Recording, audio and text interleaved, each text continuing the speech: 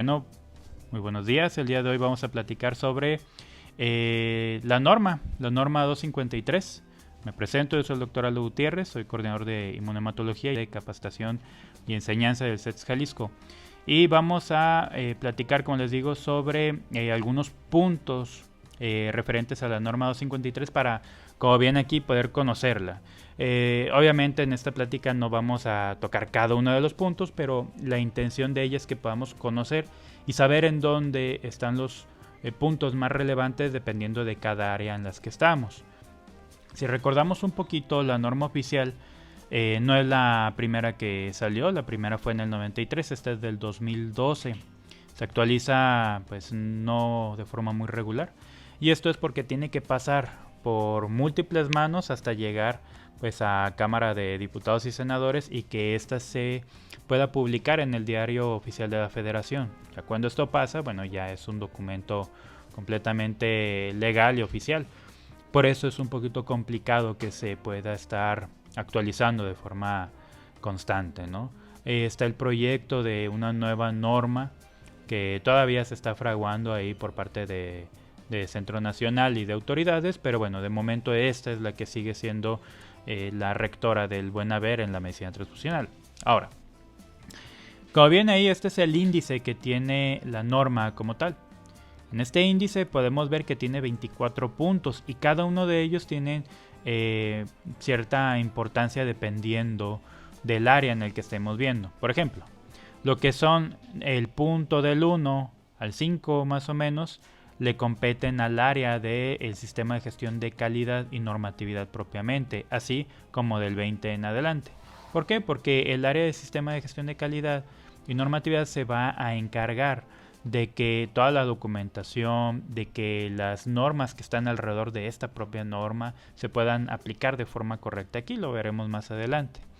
Por ejemplo, uno de los puntos más importantes para los médicos será el punto número 6. El punto número 6 es la selección del donante para uso terapéutico halogénico. Es decir, son los criterios de selección del donador. Actualmente hay una nueva guía de selección del donador, que ahorita también la mencionaremos más adelante. De hecho, para esta nueva guía se va a generar un curso aparte, pero sí es importante saber que los criterios de toda la vida o del 2012 para acá provienen de este punto. De ahí lo que son el punto número 7 y el punto número 8 le competen al área de donación y fraccionamiento, porque ahí explican lo que es la extracción de unidades y el procesamiento, conservación y demás pues de los hemocomponentes. Lo que es el control de serología el control de calidad y serología infecciosa lo van a tocar tanto los puntos 9 y 10 como el punto número 15. Y toda el área de inmunohematología y la entrega de hemocomponentes va a estar en los puntos 11, 12 y 13, ¿sale?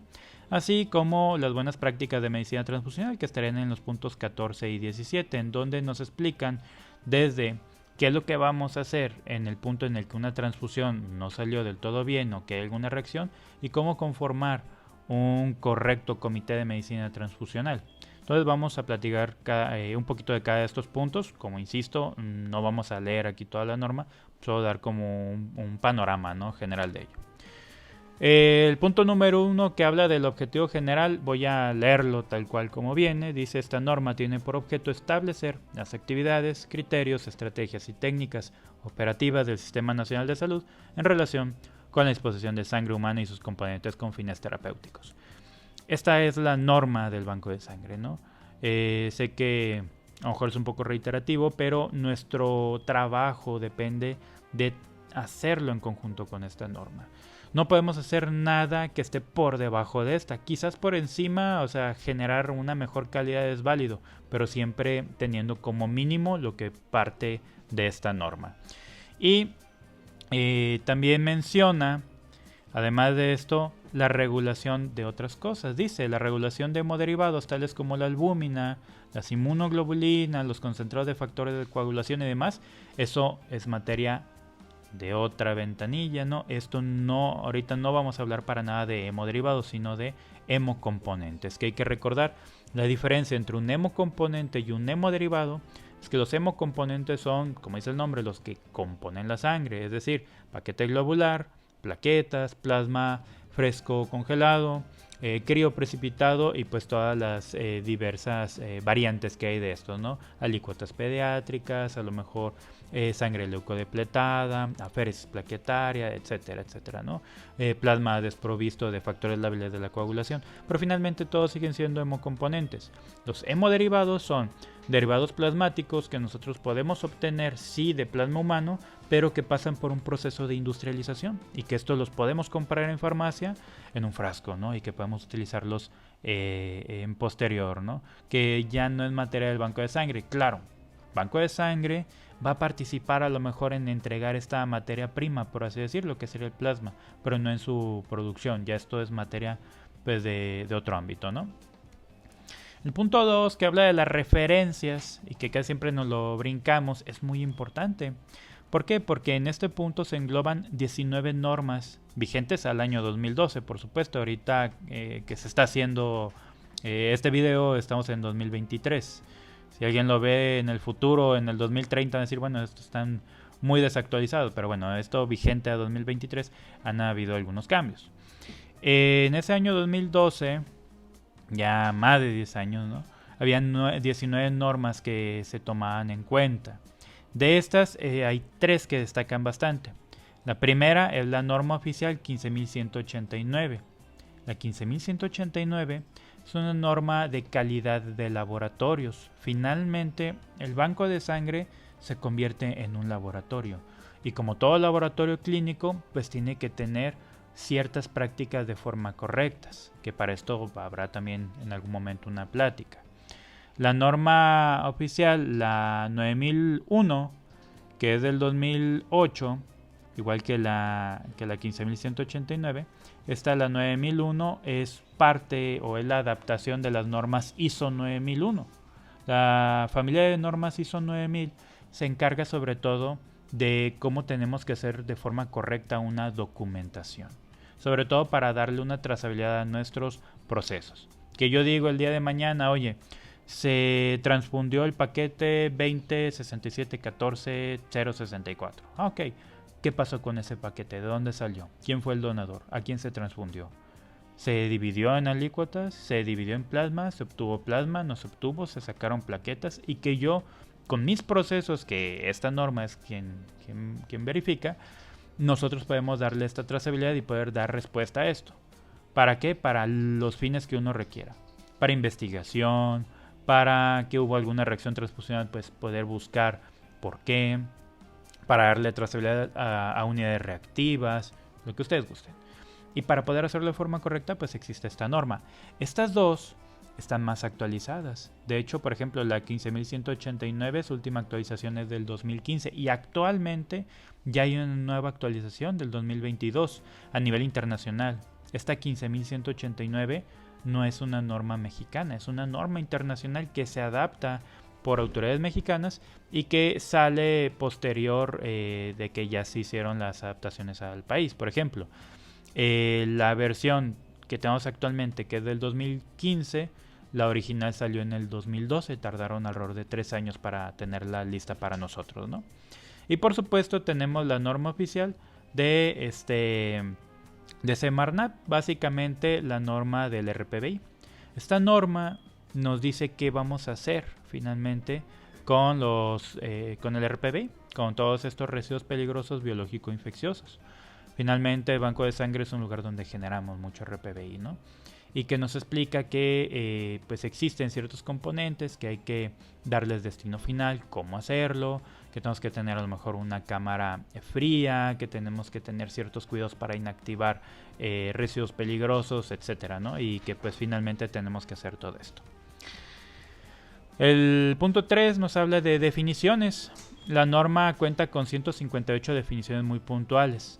Desde qué es un PG, que sería paquete globular, desde el uso de algunos símbolos, de abreviaturas y demás. Es el punto en donde si no conocemos muy bien lo que significa, no sé, CPDA, podemos voltear para allá y te dice, es citrato fosfato de dextrosadenina, es un tipo de bolsa. Aquí, por ejemplo, están, ¿no? Desde los símbolos que podemos utilizar, algunas abreviaturas, algunas muy comunes, ¿no? Como litro, gramo y demás, por magnitudes conocidas, o algunas abreviaturas propias, ¿no? BCG, por ejemplo, que sería Bacilo Calmette Guerin, o IgG, ¿no? Que sería inmunoglobulina G. Entonces, cualquier duda que uno tenga en cuanto a definiciones, podemos llegar a este punto. Entonces, el punto número 4 nos habla de disposiciones generales. Dice este punto, pues define las responsabilidades de la alta dirección. Hay que recordar que todo banco de sangre es una organización, igual que cualquier hospital o que cualquier empresa, ¿no? Y como toda organización, pues va a tener cierto nivel jerárquico, que va desde la alta dirección hasta el personal operativo. Este punto va a hablar de cómo es que la alta dirección tiene que manejar el banco de sangre. Cuáles son las responsabilidades que tiene el responsable sanitario, cómo es que se conforma a lo mejor el sistema de gestión de calidad, quién lo tiene que estar vigilando y qué es lo que tiene que vigilar. Por ejemplo, un buen sistema de gestión de la calidad tiene que estar vigilando que existan manuales operativos, que se estén actualizando año con año, que se estén aplicando, por supuesto, y más cosas. Y bueno, esto se engloba en el punto número 4. Tenemos el 5, que nos habla de información, consentimientos y atención para el donante y receptores. Finalmente, el acto transfusional va por dos partes, ¿no? Desde la donación, que necesitamos, por supuesto, tener un consentimiento informado. Finalmente, una donación, aunque es muy segura, no es inocua. Y puede pasar desde el simple hecho de picar una vena y que dé un poquito de dolor o un hematoma pequeño, hasta que alguien muera. Es una realidad. Es raro, rarísimo que una persona muera en una donación, pero existe ese riesgo. Y ese riesgo nosotros lo tenemos que limitar en el punto 6, que ahorita lo veremos. ¿Quién nos pudiera dar riesgo de morirse en una donación? Bueno, a lo mejor alguien que tiene una enfermedad cardíaca, ¿no? O alguna persona que ya había donado previamente y no dijo nada y no tuvimos el cuidado de valorar al paciente, bueno, al donador mejor dicho, de forma correcta y que lo pasemos con este factor de riesgo, ¿no? Bueno, pues aquí se explica qué es lo que tiene que tener el consentimiento informado tanto para la donación como por el otro lado a la persona que se le va a transfundir la sangre. ¿Todos tenemos derecho a que nos transfundan sangre? Sí, y también tenemos derecho a negar esa autorización. Hay personas que por motivos de lo que ustedes gusten deciden no transfundirse y debe de ser algo que se tiene que respetar, pues finalmente. Hay situaciones muy puntuales, sobre todo en aquellos que sean menores de edad. Ahí la patria potestad y la toma de decisiones ante la urgencia puede, claro, siempre con un jurídico al lado, pues puede tomarse por parte del equipo médico si es necesario. Pero claro, esto es materia muy puntual, ¿no? Que hablarlo, ¿no? Pero en general, pues todos estos puntos se abordan aquí en el número 5. Entonces el punto 6, como les decía, este es importante para médicos en general, que sería la selección del donante para su uso terapéutico halogénico. Este punto va a establecer todos los criterios de selección del donador y en general, en cuanto a temporalidad, se dividen en 3, que serían temporales, que son aquellos en el que yo puedo definir a mi donador cuánto tiempo puede pasar para que pueda donar. Por ejemplo, que yo como donador intento donar y me digan, ¿sabes que no puedes donar porque tienes un ayuno muy prolongado, tienes todas 24 horas que no has comido, ¿no? Ok, ¿cuándo puedo donar? Mañana. Vente bien cenado para que no vaya a haber ningún problema. O a lo mejor tuve gripe, ¿no? Tengo una infección de vías respiratorias, bueno, pues en tanto tiempo. Tengo, no sé, lo que ustedes gusten, toma de algún medicamento, etc. Yo puedo definir el tiempo en el que puede venir. Tenemos el permanente, en donde yo le digo a mi donador, ¿sabes qué? No puedes donar nunca. El más sencillo de todos, aunque el más clásico sería, oye, tengo VIH, ¿no? Pues nunca puede donar. Pero la verdad es que hay uno más sencillo todavía, alguien arriba de 65 años. Es que tengo más de 65 años, quiero donar, ¿sabes qué? No puedes donar porque esta donación generaría un riesgo para tu salud. Entonces ya no sería un buen candidato a donar este tipo de personas, ¿no? Y los indefinidos, que son aquellos en donde yo como donador tengo un factor de riesgo que me impide donar, pero que yo no puedo definir como médico cuándo puedo donar. Por ejemplo, el peso, por ejemplo, la cantidad de hemoglobina, Que a lo mejor llega alguien, pongamos, a lo mejor llega una chica, 20 años, sana, sin ningún problema, pero llega con una hemoglobina de 12, que no es suficiente para donar. Probablemente por ciclos menstruales, a lo mejor está delgadita y no tiene suficiente hemoglobina. ¿Cuándo podría donar? ¿Lo quitamos de forma permanente? Pues no, porque no sabemos si en algún momento esta cifra pueda cambiar. Pero de la misma manera no le podemos decir en cuánto tiempo puede venir a donar. Entonces estos tres son los tipos de criterios de selección del donador. Junto con esto, y les decía, en el año 2012 se genera la norma oficial, pero en el 2022, el año pasado, se da a conocer esta guía de selección del donador, 10 años, ¿no?, después. Esta nueva guía de criterios para la selección de donantes de sangre y sus componentes sanguíneos, igualmente para uso terapéutico, fue generada por Centro Nacional en un trabajo en conjunto con pues, prácticamente todo México, para dar una mejor calidad de atención pues, al donador, ¿no?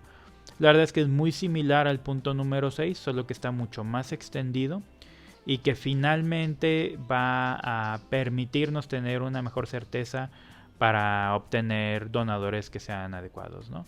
De esto también tendremos una plática aparte, muy larga, porque finalmente esta guía de selección tiene más de 100 páginas, entonces no son las 10, 15 que tiene la norma. Y está bien, porque finalmente se mete pues a muchos temas que en la norma como tal pues quedaban un poquito ambiguos, ¿no? Entonces el punto número 7 nos habla de la extracción de unidades de sangre y componentes sanguíneos para uso halogénico. En pocas palabras, la donación como tal, ¿sale? ¿Qué es lo que se va a ver aquí? Aquí se presentan todas las especificaciones técnicas, los volúmenes, los intervalos de donación, entre una donación y otra, cuánto tiempo tiene que pasar, ¿no? El manejo en general de una aféresis plaquetaria o los máximos de recolección por donador. Que son luego preguntas que nos hacen mucho los donadores. Oye, doné hoy, ¿cuándo puedo volver a donar? Ah, mira, tú como hombre o tú como mujer puedes donar en 8 semanas, 2 meses. Los hombres pueden donar 4 veces al año, las mujeres 3, ¿sí? Oye, fíjate que quiero donar plaquetas, ¿cómo se hace? Ah, mira, el proceso de aféresis es tal y tal, ¿no? Oye, yo como operativo que estoy sangrando, ¿cuándo defino cuánto es lo que le voy a sacar de sangre a un donador? Ah, le vas a sacar 450 mililitros más menos 10%. Oye, y si me sale menos, ¿hasta cuánto es un volumen incompleto? Es tanto, ¿sale? Entonces ahí es en donde se va a ver en este punto número 7, ¿sale?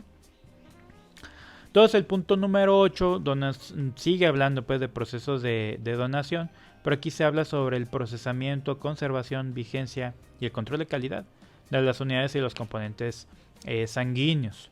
Aquí nos habla cuánto vive o cuál es la vigencia de cada hemocomponente. No es lo mismo lo que vive en unas plaquetas, que duran 5 días, a lo que dura un plasma, ¿no? Y no es lo mismo un plasma a cierta temperatura, ¿sale?, que un plasma altamente criopreservado.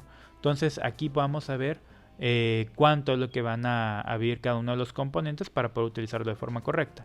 Que van a tener algunas variables como el tipo de bolsa, la temperatura y por supuesto el hemocomponente que sea. Y también van a venir aquí algunas manipulaciones que les podemos hacer a los hemocomponentes. La verdad es que la medicina transfusional ha evolucionado, ¿no?, en el último siglo.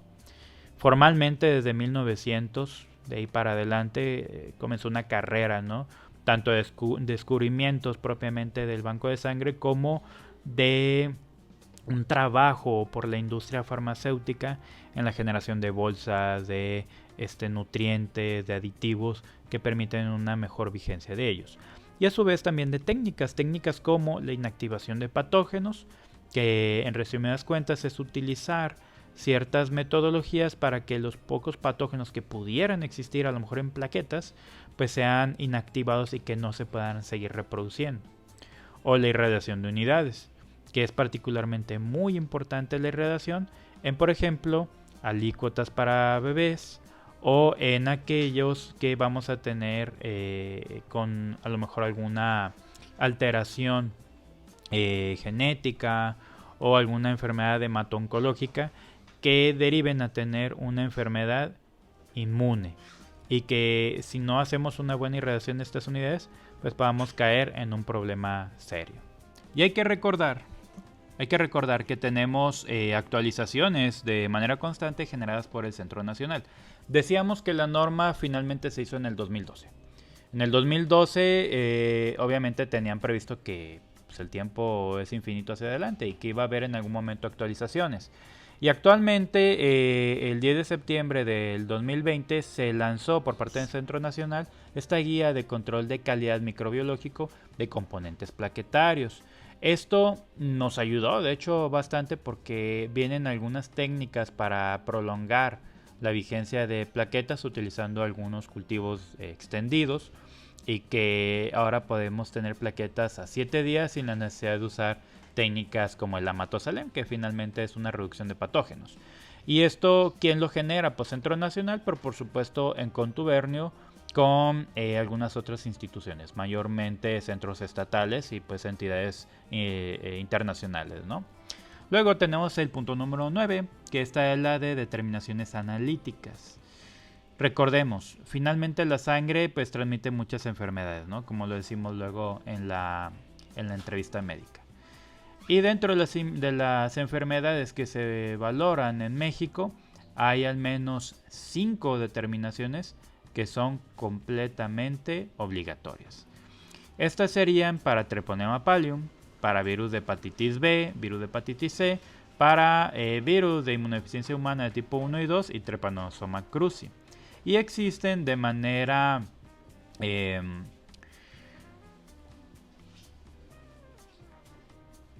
ahí es donde va a ser una edición, por supuesto. Existen de manera opcional algunas otras que van a determinarse dependiendo de la epidemiología del lugar. Por ejemplo, en el estado de Jalisco, prácticamente todo el occidente del país se suele hacer valoración también para brucela.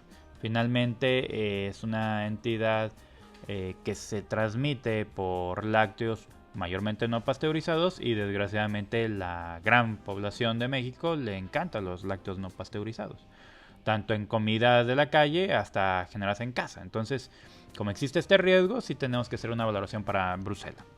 Pero estas determinaciones analíticas no se quedan solamente en la valoración de serología reactiva. También nos habla de cuáles son los diagramas de flujo correctos, dependiendo uno de los resultados de la prueba de detección de estos agentes infecciosos, pero también todo lo concerniente a las pruebas de inmunohematología. Es decir, nos habla cuáles son los criterios para hacer una prueba directa, una inversa, la valoración del RH, pruebas cruzadas y demás. Si tienen dudas de, por ejemplo, oye, ¿cómo le hago para hacer la evaluación del RH? Tendrían que irse al punto 9.5 y los diferentes subpuntos explicando cómo hacer una determinación del RH, cómo se hace la evaluación de un RH débil, cómo la voy a definir si es positivo o si es negativo. Entonces este es uno de los puntos más importantes para el área de inmunohematología, ¿no? Luego tenemos el punto número 10, que es la identificación de las unidades y las muestras sanguíneas. Hay que recordar, vamos a dar un producto que puede ser la salvación de alguien o el peor veneno, ¿no? Y a veces es algo tan sencillo como un mal etiquetado. Si tenemos una bolsa etiquetada como O y era A, pues vamos a matar a alguien. Entonces, el correcto etiquetado tiene que tener una buena identificación, que las etiquetas sean de calidad, que tengan leyendas adjuntas que pueden llevar un montón de cosas, desde el número de identificación del donador, grupo sanguíneo AB o RH, algún código de producto, caducidad, por supuesto, y demás cosas, ¿no? Las analíticas en general, tanto el rendimiento de plaquetas, por ejemplo, la cantidad de hemoglobina que se checó en el control de calidad, o el resultado de la serología reactiva y que diga esto es una sangre segura, ¿no? Entonces tiene que tener todo esto el empaque, ¿no? El punto número 11 nos habla de la selección de unidades de sangre y componentes sanguíneos para su uso transfusional. Si bien lo ideal es siempre dar sangre a isogrupo, es decir, yo soy O, pues que me den sangre O, soy A, que me den sangre A, hay ocasiones que para grupos raros o por un stock pequeño de sangre tenemos que tomar decisiones en la selección de unidad. Por ejemplo, si yo tengo un paciente que es de grupo AB negativo y necesito darle plasma, el único plasma que le puedo dar en este teórico sería un AB negativo. Ahí tendríamos que ver la opción, si no lo tengo, de dar a lo mejor un AB positivo, siempre y cuando esté exenta de tener células ese plasma, ¿no? O las diferentes opciones transfusionales de sangre que todos conocemos.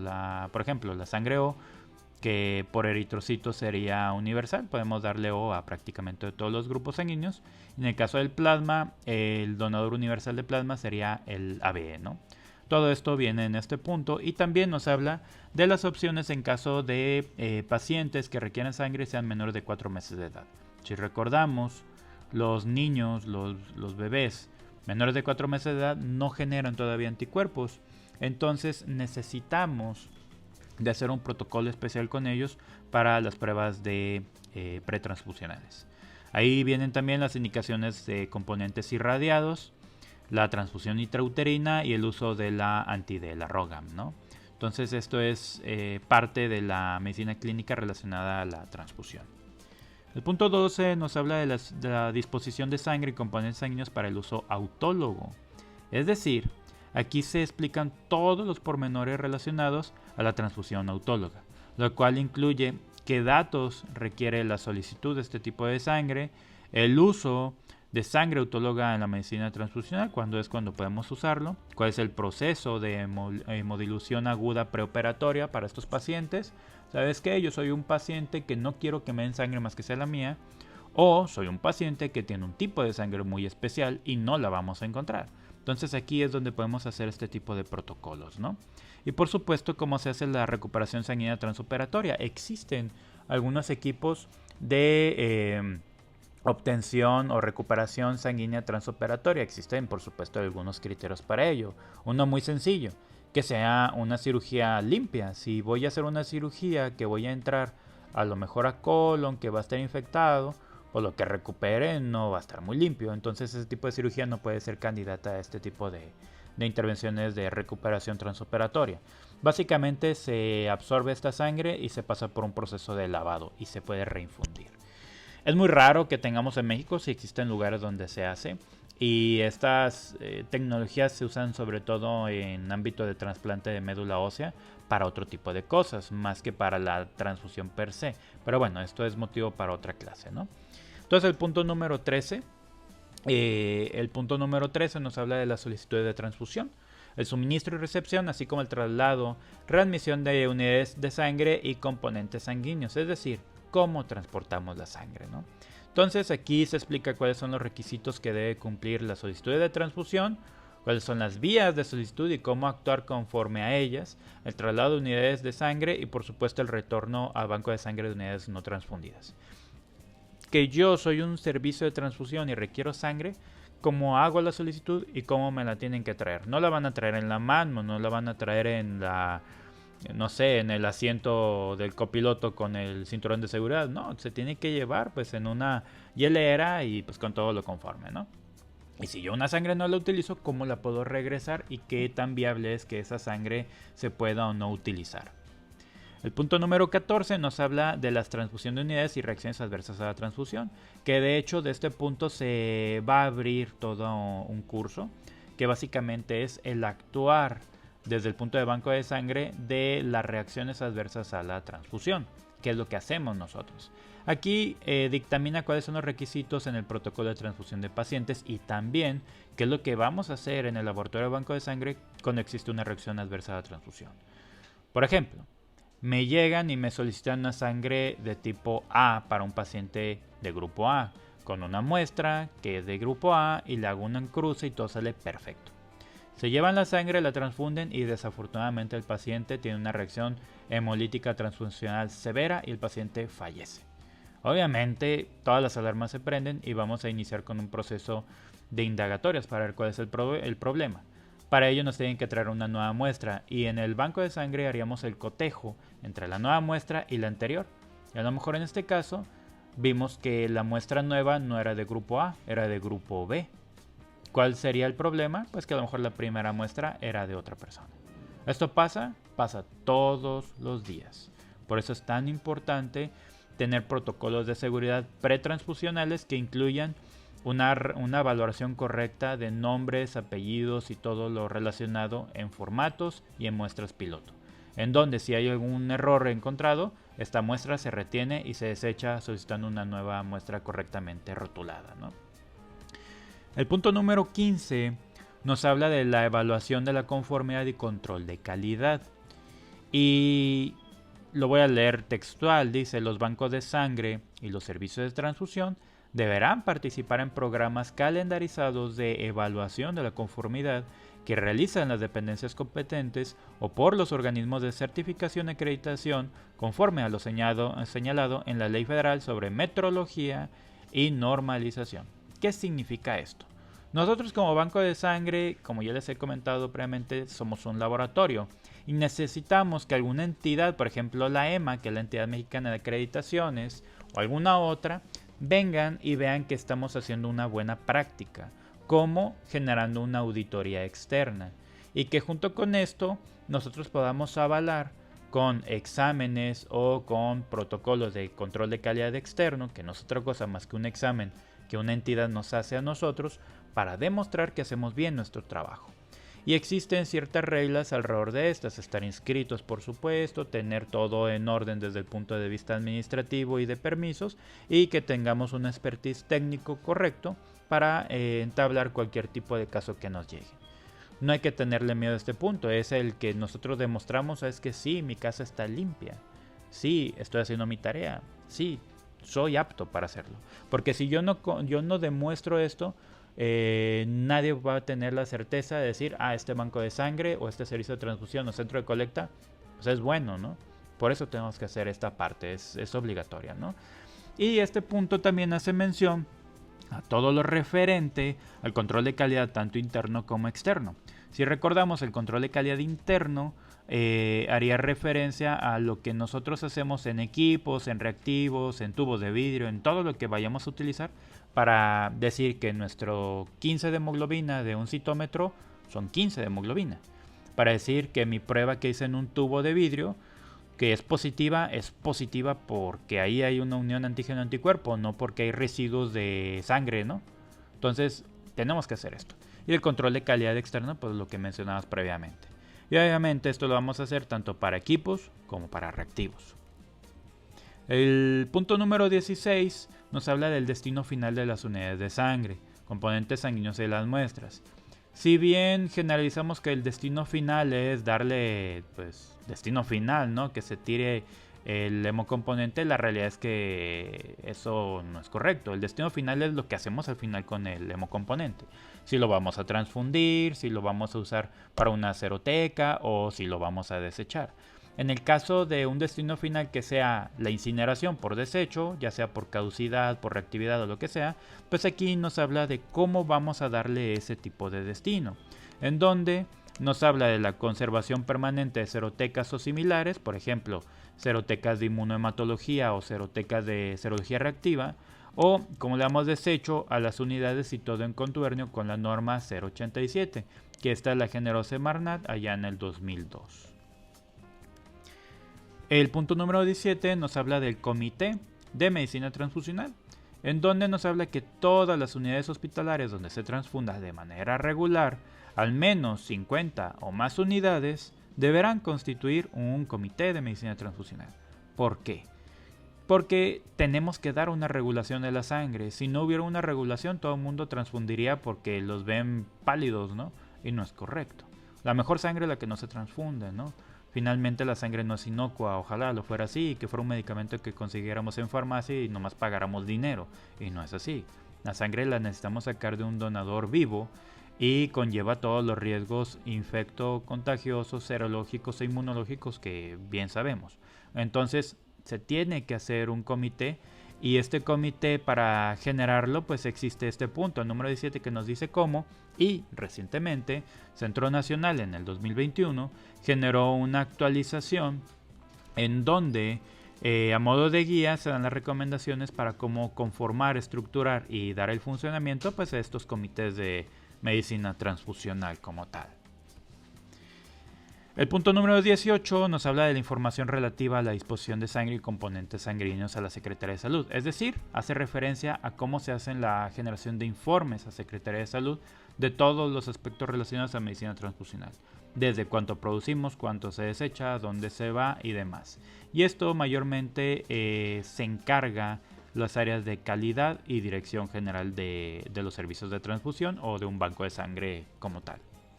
El punto número 19 nos habla de los procedimientos normalizados de operación, así como guías, instructivos, documentos y registros, que ahí es definitivamente área del sistema de gestión de calidad. Aquí se va a explicar cómo se genera de manera correcta los manuales, qué es lo que debe de tener, cómo mantengamos el expediente del personal y cuáles son los procedimientos de operación que vamos a hacer para mantener un buen sistema de gestión de calidad. Casi para terminar, pues tenemos el punto número 20 y 21 que nos habla solamente de la observancia de esta norma y su concordancia con normas internacionales y mexicanas, ¿no? La vigilancia final de la aplicación de esta norma pues va a corresponder a la Secretaría de Salud y todos los órganos que de esta dependan. Y es muy importante que sepamos que la norma oficial pues finalmente es parcialmente equivalente con lineamientos internacionales, por ejemplo, de la Organización Mundial de la Salud, de la Asociación Americana de Bancos de Sangre y también de algunos otros como la propia ISBT. Entonces, si bien no tiene una equivalencia con normas mexicanas para alguna elaboración de ciertos informes, hay algunos documentos que nos podemos basar de ellos. Hay lugares en el mundo en el que desafortunadamente no tienen una normativa vigente. Países completos. Nosotros sí tenemos, y esto es un punto de apoyo que si está muy bien o si está muy mal, pues ya es algo donde podemos partir. Y estas normas, nuestra norma oficial, finalmente no viene de la nada. Como viene aquí, está relacionada pues a estándares internacionales y estos, como el de la OMS o de la OPS, son poquitos a comparación de pues todo lo que conlleva mantener esta norma vigente, ¿no? Entonces, a modo de conclusiones, la norma 253 pues finalmente es la que rige actualmente el proceder en materia de medicina transfusional y su aplicación es obligatoria en todo el territorio nacional. No podemos evitar usar y manejar la norma.